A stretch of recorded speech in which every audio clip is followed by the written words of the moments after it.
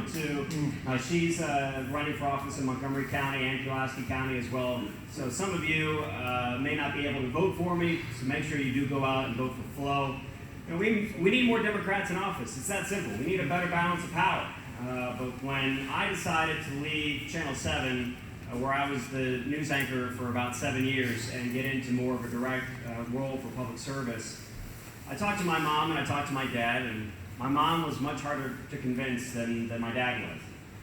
My mom was someone who fought to get her foot in the door into broadcasting back in the 70s in Philadelphia, where I grew up. And she was very proud that her son kind of got into the family business, so to speak. Now my dad, it was a lot easier, because he was like, just give him help, Chris. That's pretty much all he said. He was a car mechanic in the state of Florida, and worked on English sports cars, because he knew that he would always have reliable business if he did only English cars, because they're always breaking down. He said, Chris, make sure that working families and people who don't go to four-year colleges, who go to vocational schools, that the trades is a focus of your campaign, that supporting labor and our unions is a part of your campaign. I said, Dad, I'm right there with you. Part of the reason I left Channel 7, I knew I had to leave that environment, was when our station got bought by a bigger, larger conglomerate. And the first thing they did is they came in and they fired all of the photographers that I worked with for almost 10 years. On a Friday, they showed them the back door, and all my friends were gone, because my television station had no protection, because we weren't represented by a union. We had no protections from an employer that wanted to come in and cut everybody's hours from full-time to part-time so they wouldn't have to pay them health insurance. And I knew that wasn't a company I wanted to work for. I didn't share the same values of that company anymore, and I knew I needed to leave. That factored into the equation as well. And that's why one of the main things we've been doing in this campaign has been talking about making sure we get a better balance of power, that we get a Democratic majority back in the House of Delegates, so that we can finally fight for working families here in the Commonwealth of Virginia. And we have had tremendous support in this campaign from people in the labor community. Very honored to have the endorsement of the AFL-CIO and the affiliated unions. To have the steel workers and the auto workers be integral to where we are right now has been a blessing, and I'm extremely grateful and extremely humbled by that. And we need better leadership in Richmond with more Democrats in office. We need leadership from people like Chief Stutes, who knew that his employees at the Arsenal were drinking poisonous water, and fought and fought and fought to make sure that his employees were drinking clean water. That's what real leadership looks like, and we need more leadership like that in Richmond. But we also need to make sure that when corporations are going to try and subvert their workers, that we have strong labor protections in place to make sure they can't get away with it. We need to make sure that we have more workers eligible to be able to form a union. I was proud to stand shoulder to shoulder with workers at Target just a few months ago, as they were outraged over the sexual harassment that their boss was putting onto many of the female employees at the Target there in Christiansburg. And what could they do? All they could do was just try and go out and picket, and didn't know whether they would be fired for it or not. But I can tell you that because so many people stood with those female employees who were outraged and wanted to seek change, but had no other recourse other than to take the courageous step that possibly would cost them to lose their job. That manager is no longer working at that Target store. He was the one who got fired. So we need to make sure that we support our unions, that we make sure that we roll back right to work, because we know, folks, right to work laws really mean right to work for less, right for no work. And we will only be able to achieve that goal if we have a Democratic majority in the House of Delegates. And that's part of the reason why you have seen such a huge outpouring of support, not only from my campaign, but across the Commonwealth.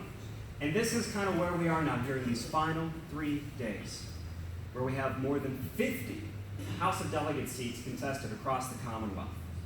And more than half the candidates are women, more than a third of them are minorities. And that's the kind of representation we want to see in the General Assembly. a General Assembly that looks like us. You know, there's too many old white guys in the General Assembly. I know I'm 2 out of 3. But I think with a better mix, with better diversity in the House of Delegates, we will see that Democratic majority. There are 17 House of Delegates districts that voted for Hillary Clinton and Tim Kaine last year, including my district, that where we are right now encompasses. If we got all 17 of those House of Delegates seats coming up on Tuesday, here in 2017, the Democratic Party would have a 51-seat majority. It is possible, folks. We just need to get our people out to the polls. So, the other major thing that we need to address in this Commonwealth is health care. We're seeing that because health care premiums continue to go up, because deductibles continue to go up, co-pays continue to be unaffordable, that insurance is an incredibly important issue to all of us now.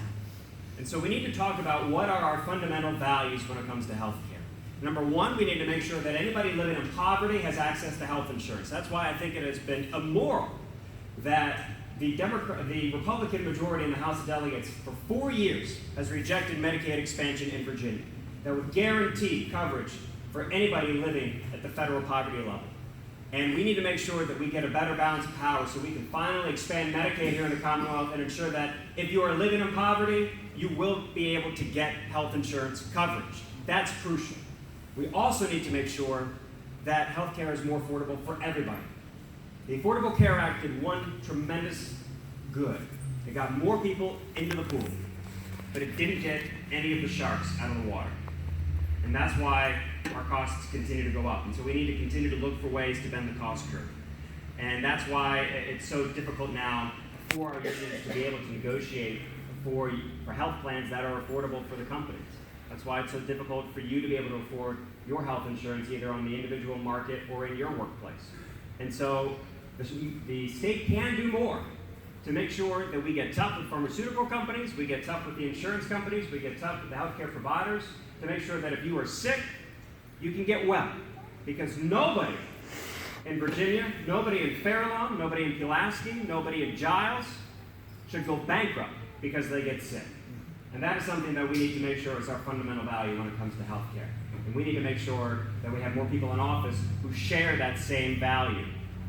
And we can only do that when we elect more Democrats. Because I'm sorry, on the other side, it's just not there. They just don't care.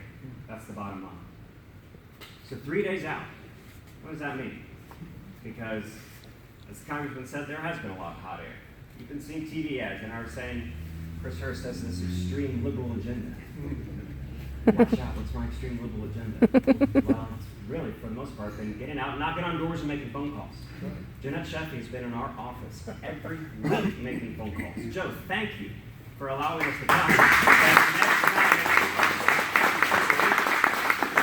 Arlene Miller and Chris Vine, they've been knocking on doors for us every single week and knocking on doors for Ralph's campaign as well. You know, we continue to need people to knock on doors. We need to have people continuing to make phone calls for us because when we connect with our voters, we win. When we turn our people out, we win. And so my assignment for the summer was to knock on as many doors in Fair Lawn and New River, Bell Spring, Parrott, and the city of Radford as I possibly could. And I loved it. And we talked about an extreme liberal agenda on issues like health care, on workers' rights. And then we also did talk about reasonable gun legislation too. And this is where we are starting to really win people over with all of the negativity that's coming over from the other side. Now, obviously, I was impacted by an act of gun violence. But when I talk to people who are sometimes NRA members, gun owners just like I am, a supporter of the Second Amendment just like I am, we find that we have so much more that we agree on than what we disagree on. I had a guy at the door the other day tell me, yeah, I do think we should have universal background checks. And he was someone who was an NRA member. I've had NRA members tell me that, yeah, they don't think that there should be weapons of war on the streets here in the Commonwealth. That we should have more stringent guidelines for when people are in crisis, having temporary possession of their firearms taken away from them so that they can get the help that they need. And that if you beat your spouse, if you beat your partner, if you are impacted by domestic violence and you have the courageous move of going and getting a protective order taken out against your abuser, that abuser shouldn't have access to a firearm while that protective order is in effect. We can all agree on these things. And if you call that an extreme liberal agenda, then I'm sorry, folks. It's the other side that's out of touch with reality. And it's the people who are here in this room who really know what's going on here in the Commonwealth. So when it comes to helping working families,